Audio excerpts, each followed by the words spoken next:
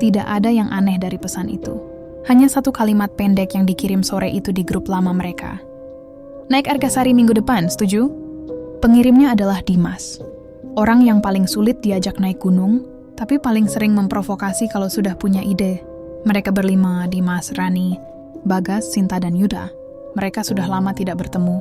Terakhir, hampir 2 tahun lalu, sebelum pandemi memisahkan mereka ke arah hidup masing-masing. Jadi ajakan itu terasa seperti kesempatan untuk memperbaiki sesuatu yang tak pernah mereka bicarakan dengan jujur. Argasari, tulis Rani. Bukannya ditutup?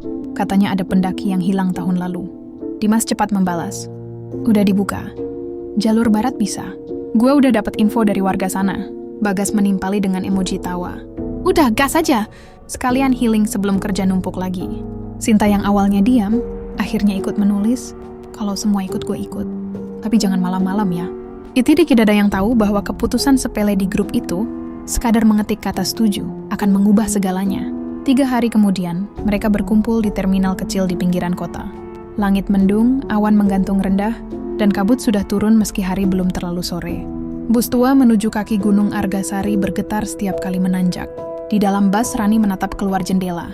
Pemandangan hutan yang mulai rapat, jalan yang menyempit, dan papan penunjuk arah yang sudah berlumut.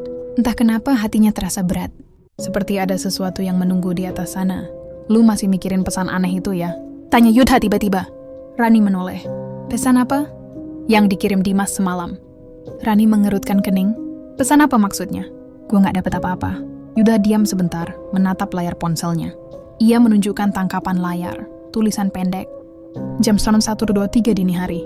Kalau kalian dengar nama gue di gunung nanti, jangan jawab. Rani memucat. Jaya, dia ngirim itu ke lo? Yudha mengangguk pelan. Gue pikir bercanda, tapi dia udah hapus pesannya sebelum pagi.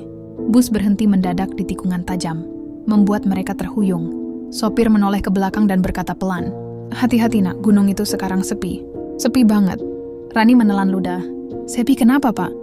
Sopir tak menjawab. Ia hanya menatap kaca depan, ke arah jalan berliku yang diselimuti kabut tebal. Di kejauhan, tampak gerbang kayu besar berdiri miring, separuh tulisan di papan petunjuknya sudah hilang dimakan waktu. Yang masih terbaca hanya 2 kata, Gunung Argasari. Mereka turun dengan langkah ragu. Hujan mulai turun halus seperti jarum tipis. Di dekat gerbang, ada warung bambu tua dengan atap bocor. Asap tipis keluar dari celahnya dan di dalam, tampak seorang kakek duduk menatap mereka tanpa ekspresi. Pendaki? Tanyanya pelan. Iya, kek, jawab Dimas sopan. Kita mau naik lewat jalur barat. Kakek itu menatap satu persatu wajah mereka. Tatapannya lama, dalam, seolah sedang menghitung sesuatu di dalam kepala. Lalu ia berkata lirih, kalau kalian berlima, jangan tidur di titik pertama. Kenapa, kek? Tanya Rani pelan. Kakek itu tersenyum samar, tapi senyum itu terasa salah. Karena di sana masih ada 5 orang lain yang belum pulang. Tak ada yang bicara sepanjang menit berikutnya. Hanya suara ransel yang diseret dan langkah kaki yang menjejak tanah basah. Gerbang kayu tua mereka lewati satu persatu. Papan bertuliskan ditutup sementara hanya bergoyang pelan di belakang mereka. Di antara kabut yang mulai turun, Dimas menoleh sekali lagi.